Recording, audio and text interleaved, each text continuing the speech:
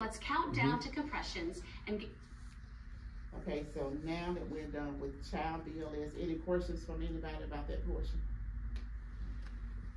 So now it is infant BLS. Infant is, they consider infants, of course, birth to 1 year old.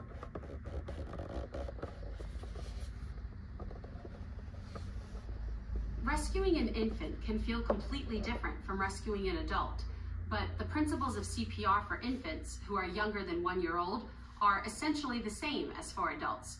There are just a few differences, but those differences are significant. So let's take things in the same order we used for adult BLS. Right now, we'll talk about the skills for 1 and 2 rescuer infant CPR. First, if the cardiac arrest is witnessed, check the infant for a response and breathing. If the infant is unresponsive and isn't breathing or is only gasping, send someone to activate the emergency response system and get an AED. If you're alone and don't have a mobile phone, take the infant with you to phone emergency services. Or, if necessary, leave the infant and find a phone. But if no one witnessed the infant's collapse and there's no response or breathing, check for a brachial pulse immediately. If you do not detect a pulse, perform 2 minutes of compressions and breathing before activating emergency response, if it hasn't already been activated. If an infant has an adequate pulse but isn't breathing normally, rescue breaths may be required. Deliver 1 breath every 2 to 3 seconds, which is about 20 to 30 breaths per minute. To check an infant's brachial pulse, first place 2 or 3 fingers on the inside of the upper arm, between the elbow and shoulder. Then, press your index and middle fingers gently against the inside of the upper arm for at least 5 seconds and no more than 10 seconds. If there is no pulse, or if the heart rate is less than 60 per minute with signs of poor perfusion despite adequate oxygenation, begin CPR.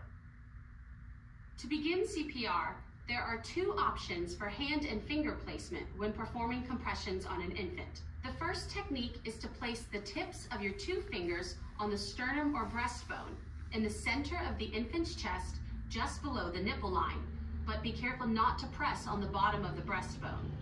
The other is the 2-thumb encircling hands technique.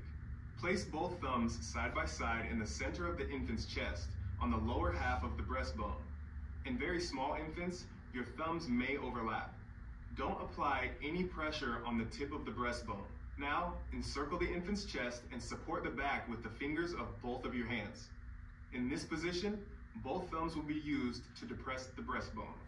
Whether using the 2-finger or 2-thumb encircling hands technique, once in the correct position, push hard and fast to a depth of at least 1/3 the depth of the chest, or approximately 1.5 inches or 4 centimeters. And the rate needs to be at least 100 to 120 compressions per minute.